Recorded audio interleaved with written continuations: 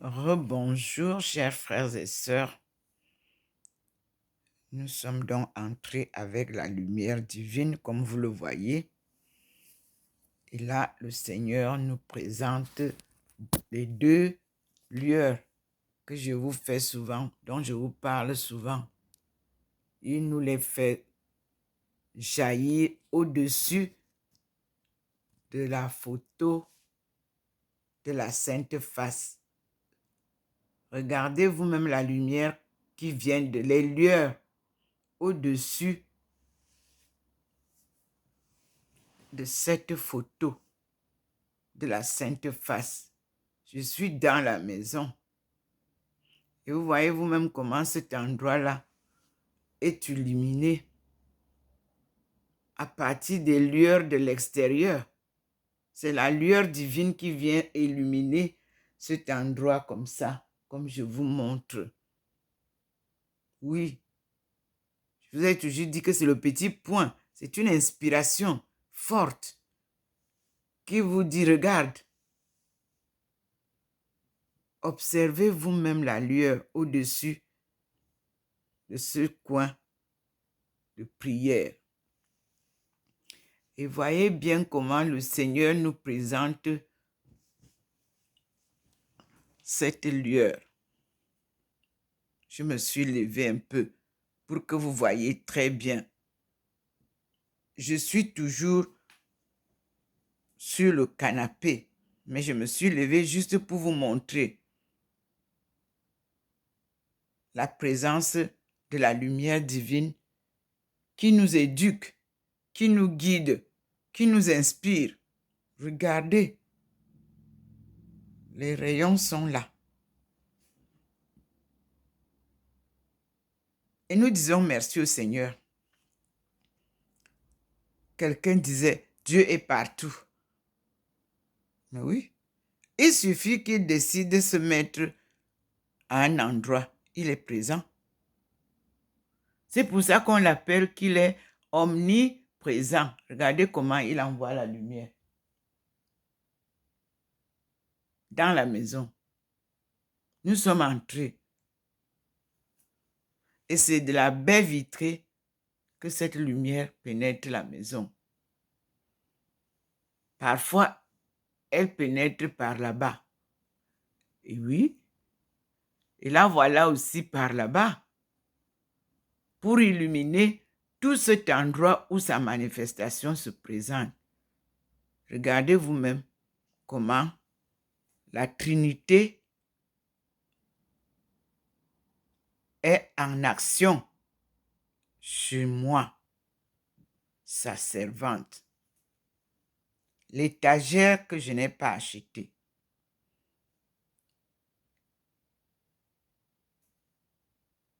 Que les tissus d'Alsace m'ont offert en fermant leur boutique de Saint-Louis. Voilà le scintillement de la présence, omniprésence de Dieu. Une présence permanente dans ma maison. Une protection divine, une guidance divine, des enseignements divins. C'est par cette Trinité que Dieu vous permet de voir la manifestation divine chez sa servante. Rien n'est plus beau, rien n'est plus merveilleux que de savoir que vous habitez avec le Seigneur.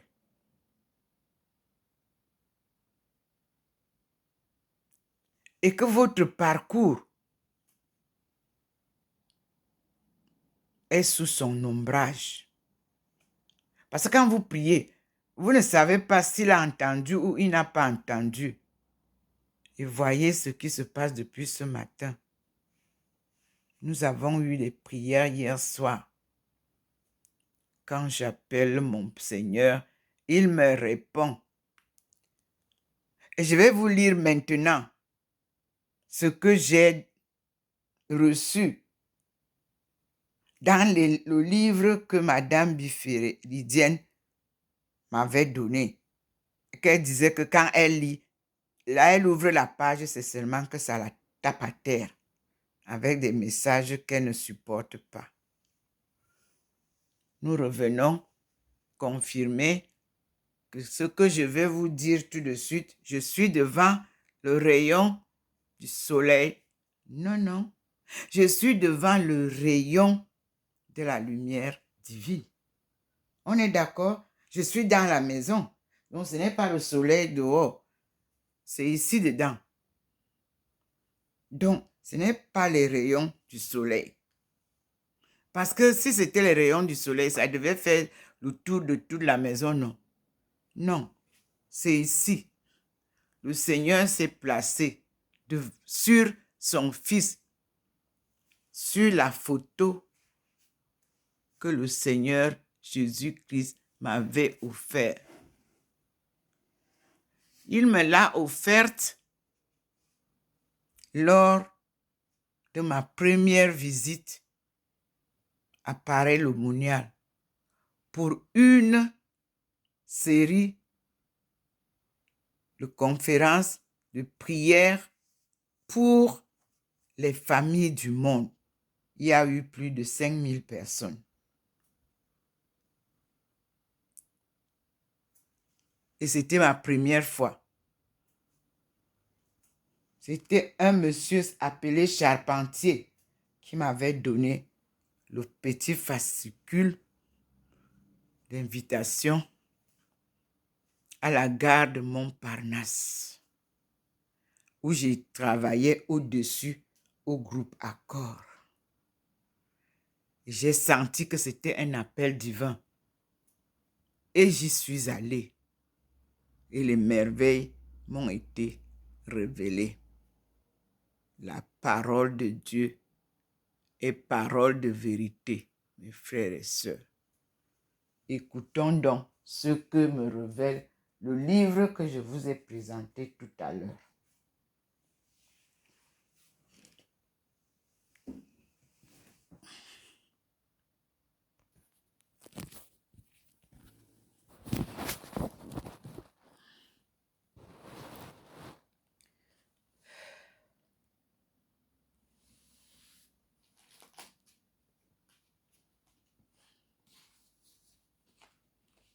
Comme je vous l'ai dit, c'est le livre Dieu appelle.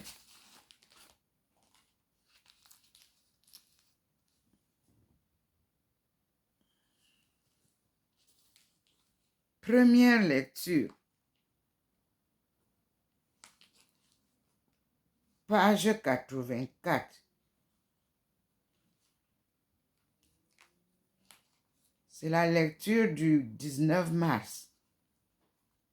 Et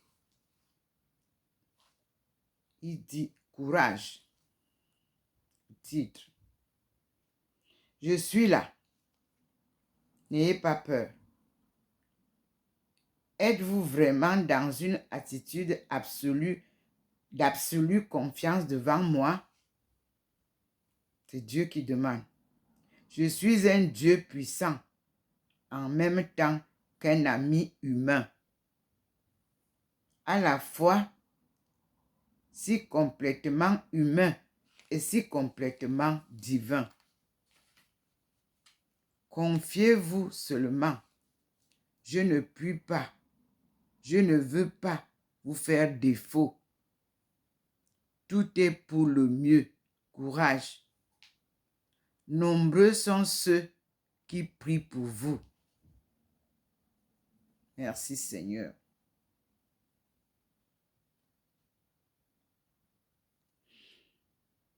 Tout attendre de moi. C'est la suite, un autre titre, à la page 85. En elles-mêmes, vos autres petites activités n'ont aucune espèce de valeur.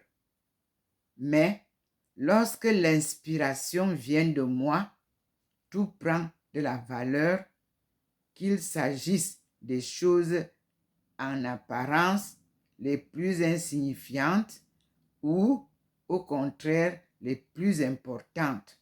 Cessez donc d'agir par vous-même. Je suis votre Seigneur. Exécutez mes ordres aussi parfaitement que vous aimeriez voir un bon secrétaire particulier exécuter les vôtres. N'ayez pas d'autre choix que le mien, ni d'autre volonté que la mienne. Je ne dépends moi-même d'aucune source d'approvisionnement pour vous procurer le nécessaire. Et mon aide, matérielle ou autre, peut vous parvenir par les moyens les plus divers. Le titre, c'est « Tout attendre de moi ». Ce n'est pas Jésus qui parle, c'est Dieu qui nous parle. Parce qu'on nous dit, Dieu appelle. Il me ramène à la page 84 où j'ai lu deuxième. Et il dit, demandez de grandes choses. C'est le titre. Écoutez. Écoutez-moi, car je suis votre Seigneur. Il n'y a pas d'autre Seigneur possible pour vous. Mettez en moi toute votre confiance. Vous serez toujours aidés. C'est Dieu qui parle, ce n'est pas Jésus. La période difficile pour vous touche à sa fin. Mais il fallait que vous la traversiez pour apprendre ce que vous n'auriez pas pu apprendre autrement. Point. Entre guillemets, le royaume des cieux est emporté de force et ce sont les violents qui s'en emparent. Fermez les guillemets. La référence est à lire dans Matthieu 11, verset 12. C'est noté là-dedans. Emporté de force par la foi ferme et sans faille, et par la prière persévérante, les trésors de mon royaume. Les choses d'un tel prix vous attendent. Joie, paix, certitude, sécurité, santé, bonheur, rire clair et franc. À partir de maintenant, demandez donc de grandes, oui, demandez de très grandes choses. Dites-vous bien que rien n'est trop grand. Efforcez-vous de satisfaire le besoin qu'éprouve mon cœur, de vous combler. Soyez bénis, soyez abondamment bénis dès maintenant et à jamais.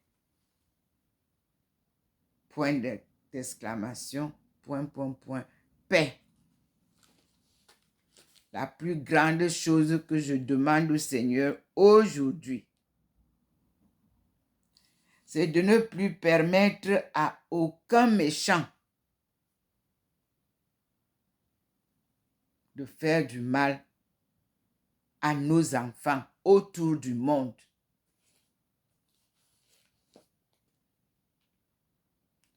Que la bénédiction devienne une guérison totale. Parce que l'ignorance les plonge dans cette vie virtuelle de mensonges. Seigneur, guéris ma fille. Seigneur, guéris toutes les femmes du monde qui sont dans cet état. Guéris tous les jeunes garçons autour du monde, nos enfants qui sont dans cet état de dépression. Bénis ton nom, Seigneur, car c'est toi le maître de toutes choses. Et donne-nous la paix. Protège le Cameroun qui est maintenant visé comme ça, avec des visites qui n'ont pas de sens. Bénis le Cameroun, protège le Cameroun, Seigneur.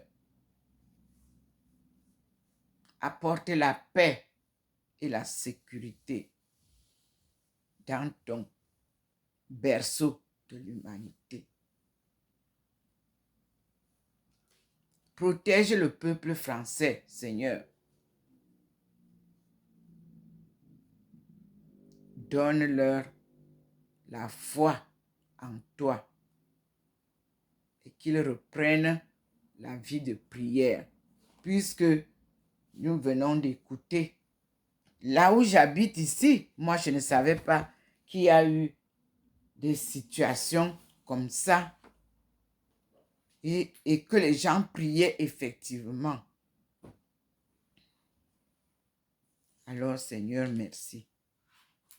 Dieu nous appelle est un livre qu'il faut découvrir.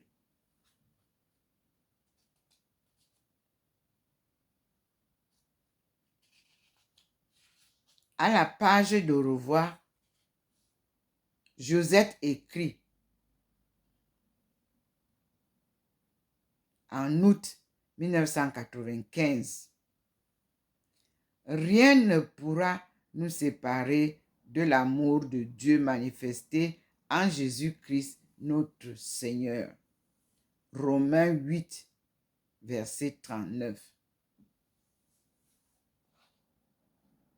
Et elle écrit ceci à Lydienne.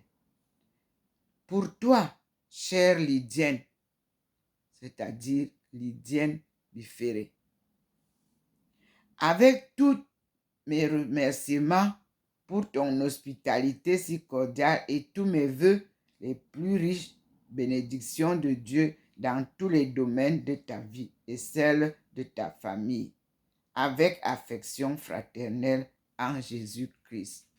Fin.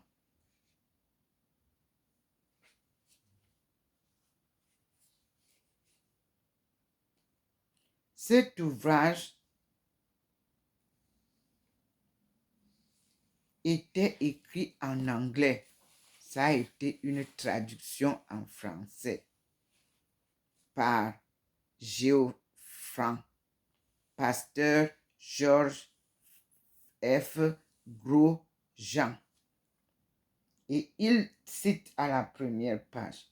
Si deux d'entre vous s'accordent sur la terre pour demander quelque chose, ils l'obtiendront de mon Père qui est dans les cieux.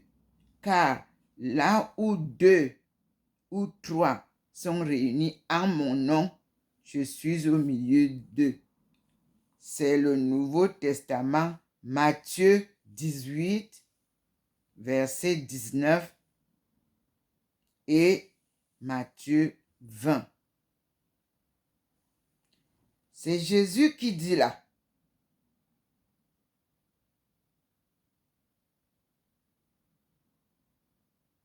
Je vous répète ça.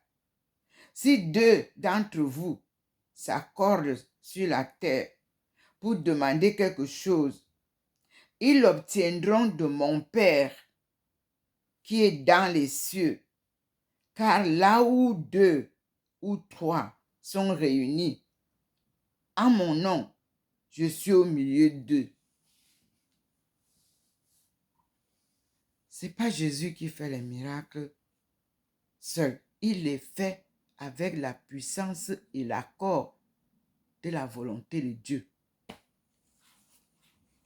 Vous qui criez Jésus, que Jésus vient sauver. Non, Jésus vous répète ici que vous l'obtiendrez de son Père qui est dans les cieux.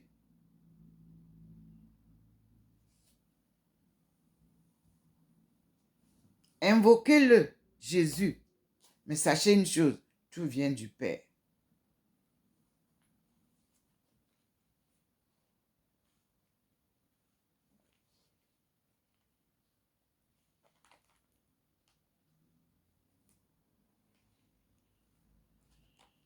Alors il termine par la page 148.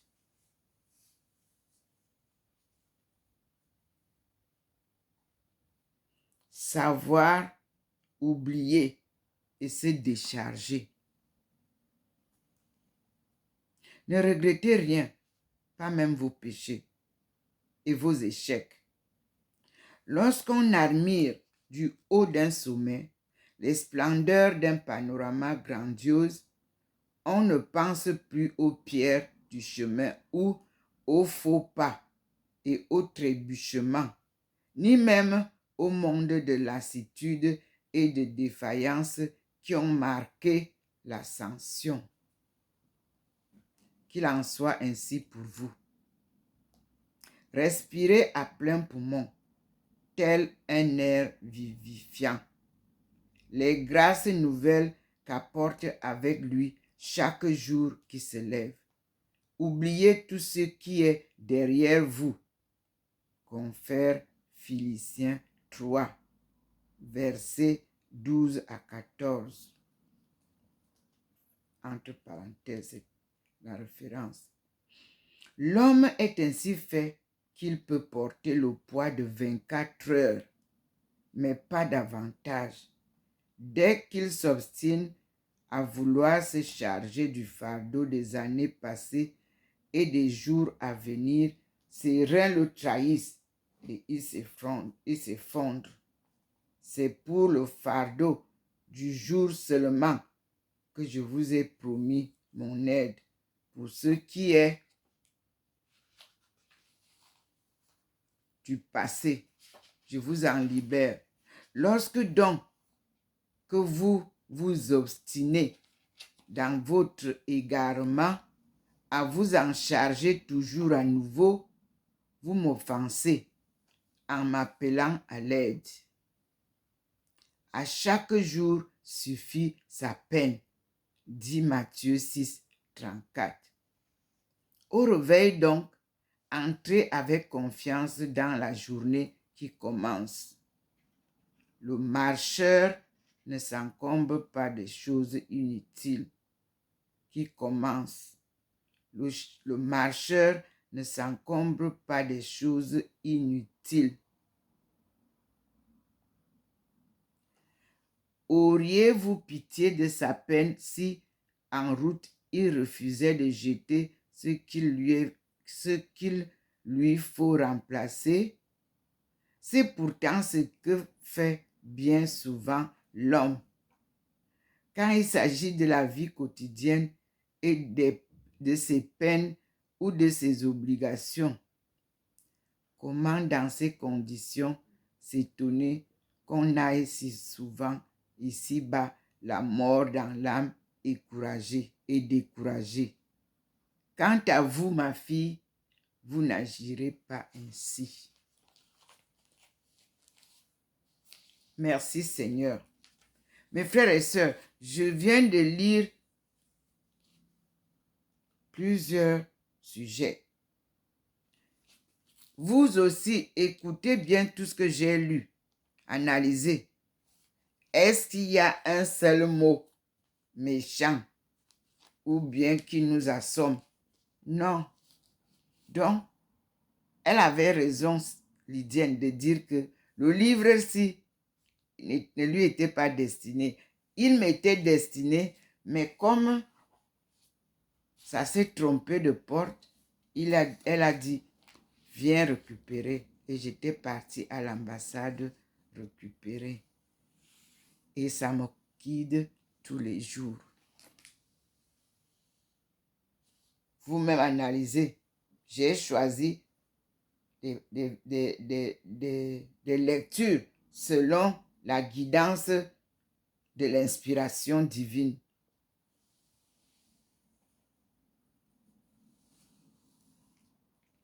Et je vous montre comment maintenant le Seigneur a déplacé les deux barres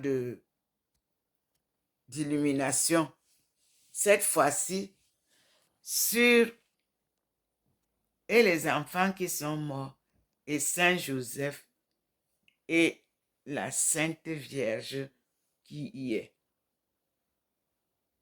Observez bien.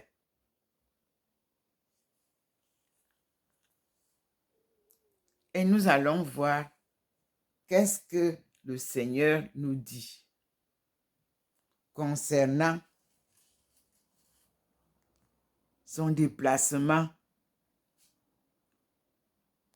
de la lumière divine qui était tout à l'heure sur Jésus et qui est maintenant tant sur les enfants qui sont morts, sur Saint Joseph et la Vierge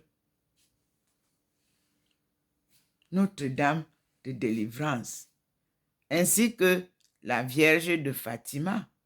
Tout est là. Ainsi que la prière de Marie qui dénoue les nœuds. Nous allons donc rentrer en arrière pour nous asseoir en méditant sur notre frère Jésus-Christ sur la croix. Et nous allons ce que le Seigneur nous annonce. Après avoir illuminé tout ça, Seigneur, je fais une petite pause et je te prie de m'annoncer ce que tu veux me dire d'autre.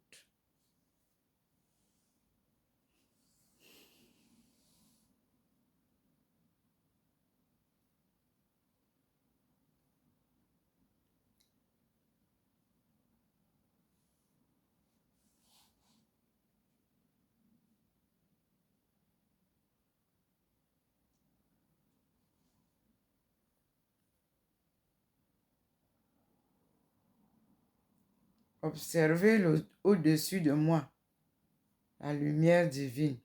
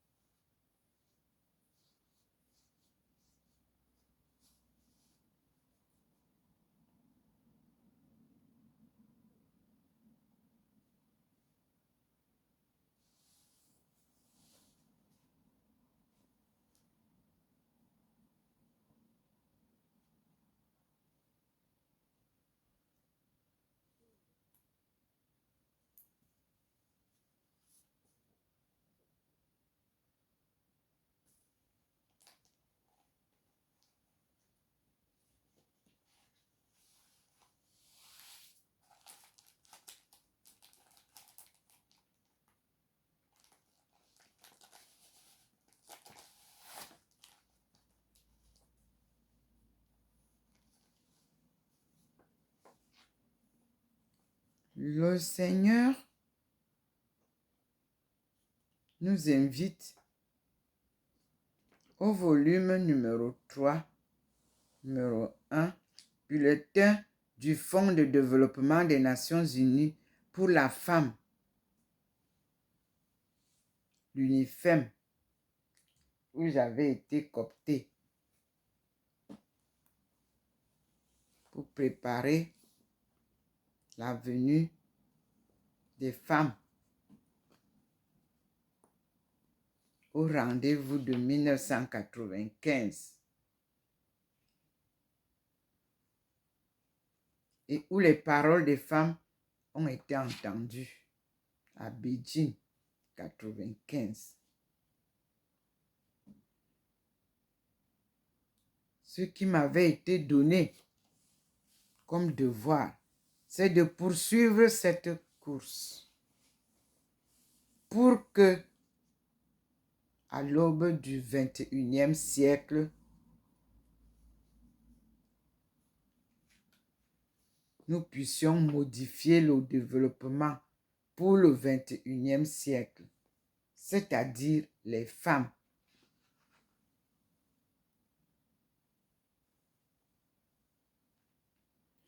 Si l'on ne donne pas aux femmes, qui constituent la moitié de l'humanité, des moyens d'existence, on ne peut pas réaliser le développement axé sur l'être humain qui est nécessaire pour nous maintenir jusqu'au siècle prochain. C'est ce que la note de la directrice nous disait.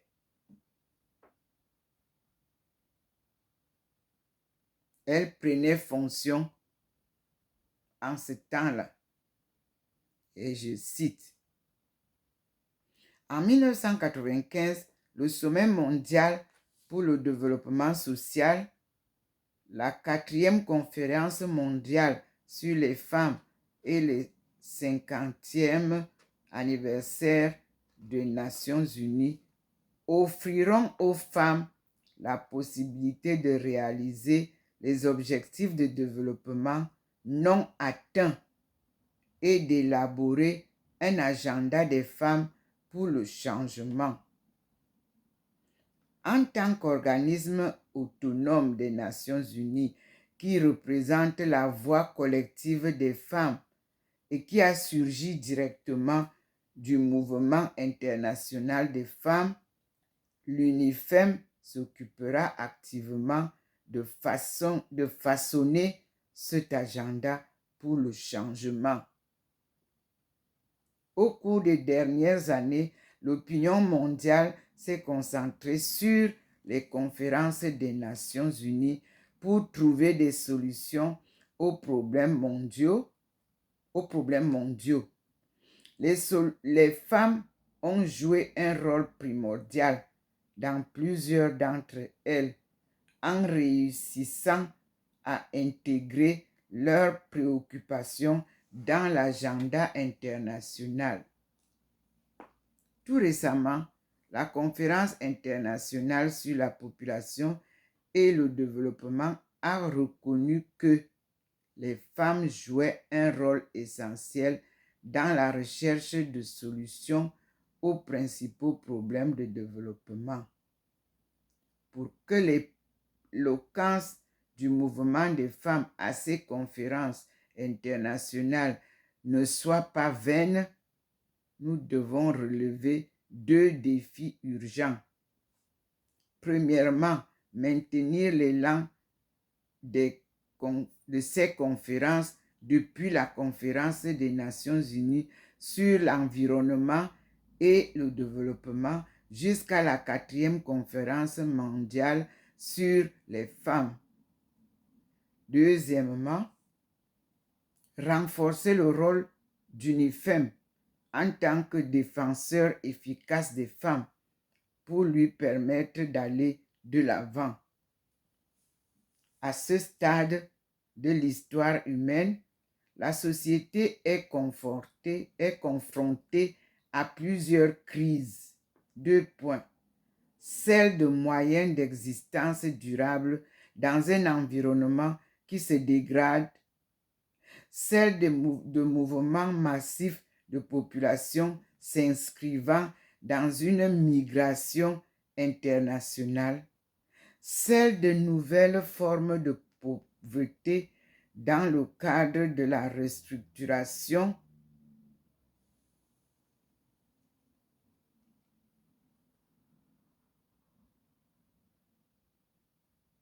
et de la globalisation de l'économie,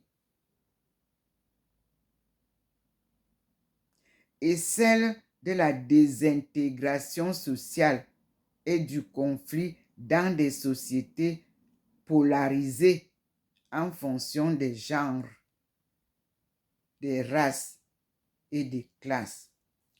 Ces crises ont leur origine dans les situations d'inégalité chronique qui ont abouti à l'accès inégal aux moyens d'existence, aux possibilités et au pouvoir de la prise de décision. au pluriel. Ces inégalités sont souvent fondées sur le genre, de sorte que la féminisation de la pauvreté est devenue un phénomène mondial. Le nombre de femmes rurales vivant dans la pauvreté a presque doublé au cours des 20 dernières années. Les femmes constituent actuellement 60% du milliard de pauvres ruraux dans le monde entier. L'appauvrissement des femmes s'est aggravé du fait des transformations du système économique mondial causées par la dégradation du commerce, les changements techniques rapides, les changements dans la production industrielle, la transition socialiste vers l'économie de marché et le pouvoir des marchés financiers mondiaux. Ces processus de restructuration économique mondiale sont inégaux. Certaines régions du monde connaissent une croissance rapide alors que d'autres stagnent ou souffrent même d'une détérioration du niveau de vie. Les femmes ont un rôle très important à jouer dans l'élaboration de processus et de systèmes qui permettraient de promouvoir des moyens d'existence équitables et durables. Si l'on ne donne pas aux femmes, qui constituent la moitié de l'humanité, des moyens d'existence, on ne peut pas réaliser le développement axé sur l'être humain qui est nécessaire pour nous maintenir jusqu'au siècle prochain. En se fondant sur les préoccupations collectives des femmes énoncées au cours des dernières décennies, UNIFEM contribuera largement à l'élaboration d'un nouveau paradigme du développement grâce à un agenda des femmes pour le développement pour le 21e siècle. Il s'efforcera d'encourager l'apport des femmes à la promotion d'une bonne gestion, d'une plus grande responsabilité et d'une nouvelle éthique de la sécurité humaine mondiale fondée sur des moyens d'existence durables. L'agenda des femmes pour le développement pour le 21e siècle est une vision qui transforme le monde pour instaurer l'égalité, la paix et le bien-être pour tous. À ce moment critique de l'histoire, cette vision nouvelle est d'autant plus nécessaire pour transcender le désespoir, le cynisme et l'inertie qui freinent les efforts constructifs avant même qu'ils ne commencent. La 4e conférence mondiale sur les femmes, où les femmes du monde entier se réuniront, sera un moment crucial pour rassembler tous les efforts. L'ensemble des réalisations en faveur de la participation des femmes au développement depuis 1975 et les contributions d'UNIFEM à ces réalisations font de 1995 une année de célébration. C'est aussi le moment pour le mouvement international des femmes et la communauté internationale de relancer un appel à l'action. Signé Noelen Heiser, directrice de UNIFEM. UNIFEM souhaite la bienvenue à sa nouvelle directrice, Noelen Heiser. Alors, cette lettre, UNIFEM est très fière d'accueillir Madame Noelen Heiser sa nouvelle directrice.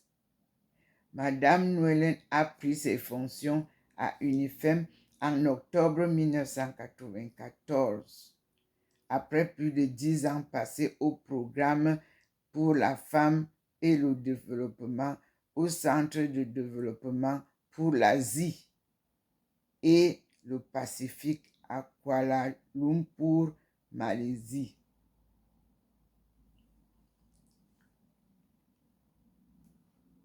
Madame Ezer, auteure et rédactrice de nombreux livres, articles et essais sur le développement et les questions relatives aux femmes, a créé des réseaux de groupes de femmes, mais au point des programmes de crédit et de développement et créé des centres de formation et de recherche en Asie. Madame Hezer a obtenu une maîtrise de sociologie à l'Université de Singapour et un doctorat d'État en sociologie à l'Université de Cambridge. UNIFEM voudrait exprimer ses sincères remerciements à Madame Marjorie Thorpe pour avoir exercé les fonctions de directrice par intérim pendant plus de 8 mois.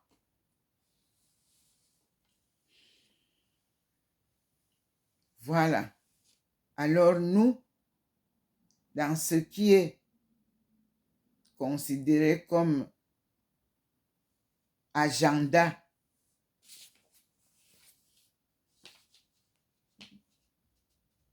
la 4e conférence mondiale sur les femmes, où les femmes du monde entier se sont réunies pour élaborer un agenda des femmes pour le développement pour le siècle prochain, sera un moment crucial pour rassembler tous les efforts. Nous sommes donc partis à Beijing.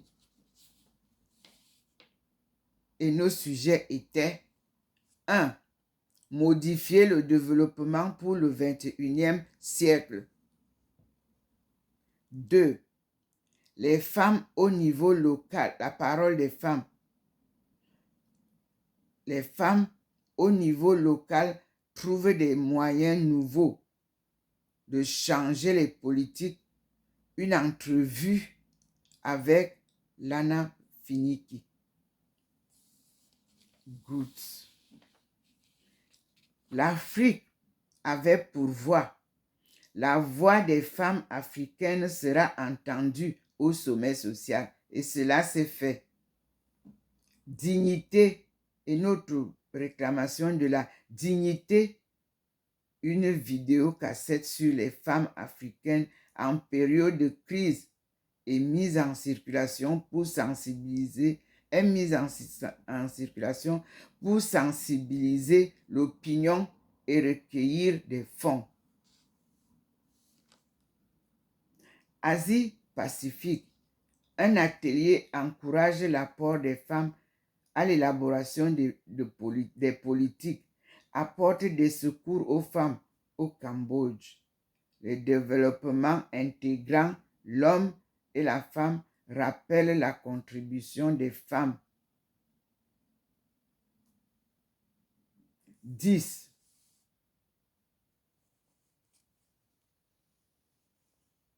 L'Amérique latine, Caraïbes, réduire la pauvreté en élargissant l'accès des femmes au crédit. Un forum qui demande que l'on accorde plus d'attention aux femmes. Les employés de maison font l'objet d'attention.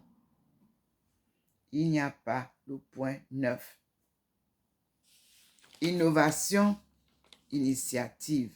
Encourager le progrès économique des femmes. Établir une collaboration entre les banques et les ONG au Bangladesh. Le pavillon de l'avenir. Le séminaire régional examinera les politiques relatives au genre et au commerce. 4e conférence mondiale sur la femme. C'est un dialogue. Les chefs de session UNIFEM témoignent les conférences préparatoire régional, c'est-à-dire les 6 mois que nous avons passés, nous en Asie, les autres dans les autres départements ailleurs. C'était le dialogue. Les chefs de section d'UNIFEM témoignent des conférences préparatoires régionales. UNIFEM assure la participation des femmes au niveau local.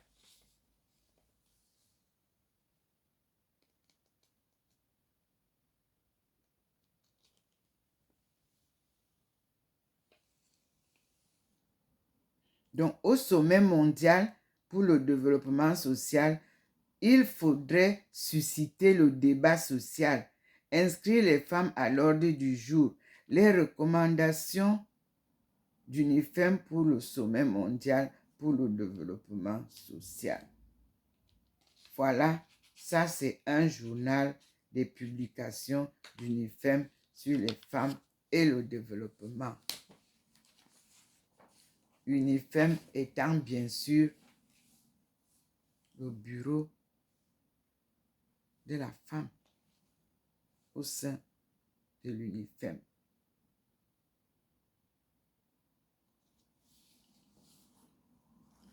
Merci Seigneur.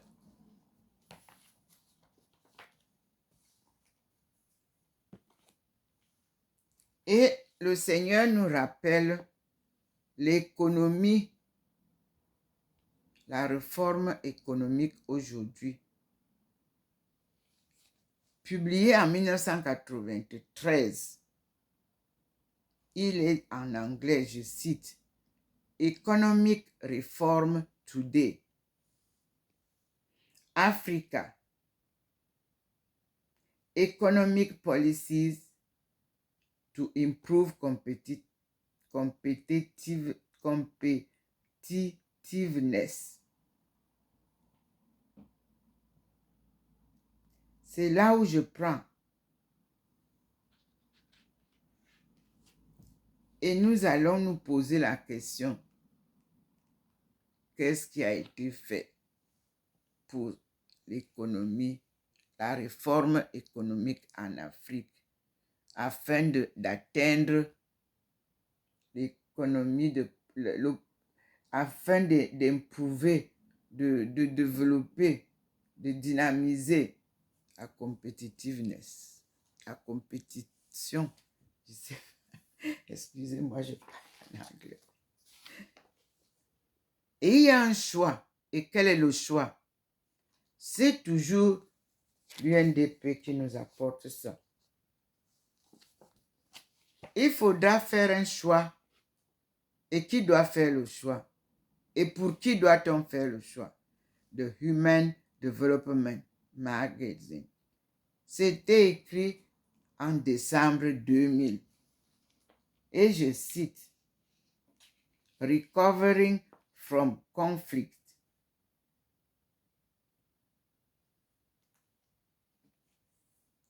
Bougainville's spirit to endure Republic of Congo, giving peace a chance.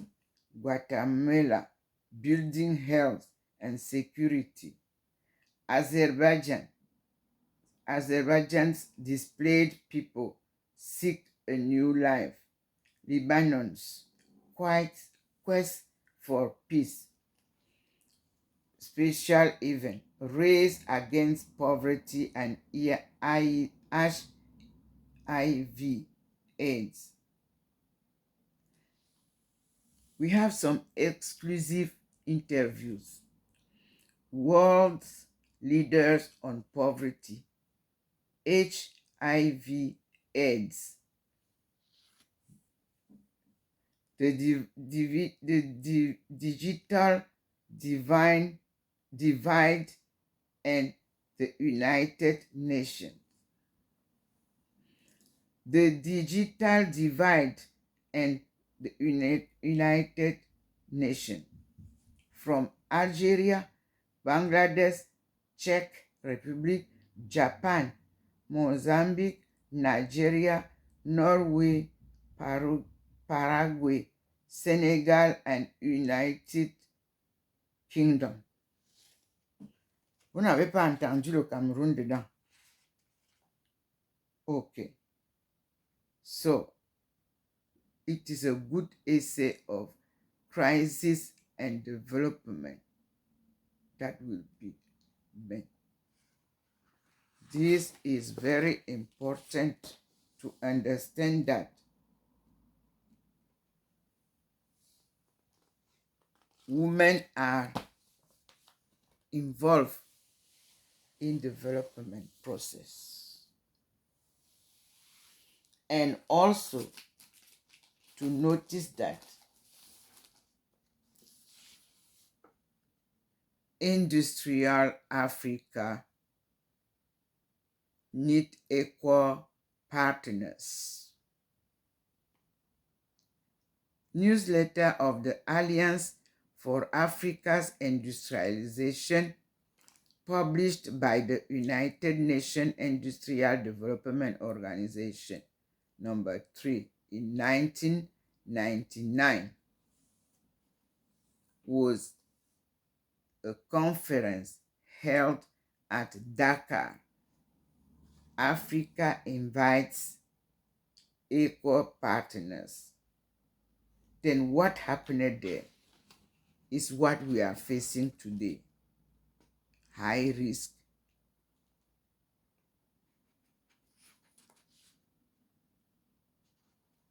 So, a question is here, question and answer anyhow. Alliance for Africa's Industrialization. What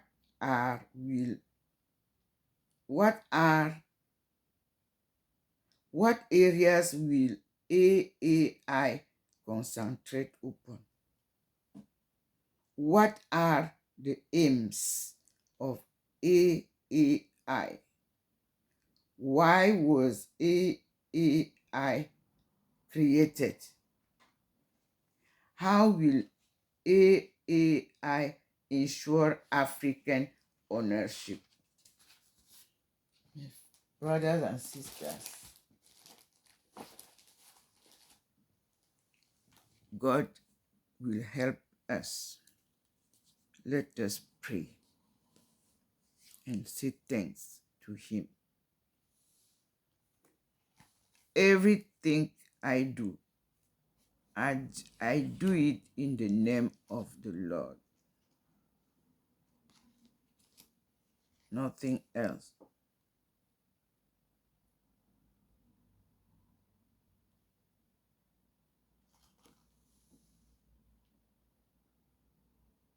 We say thanks to the Lord.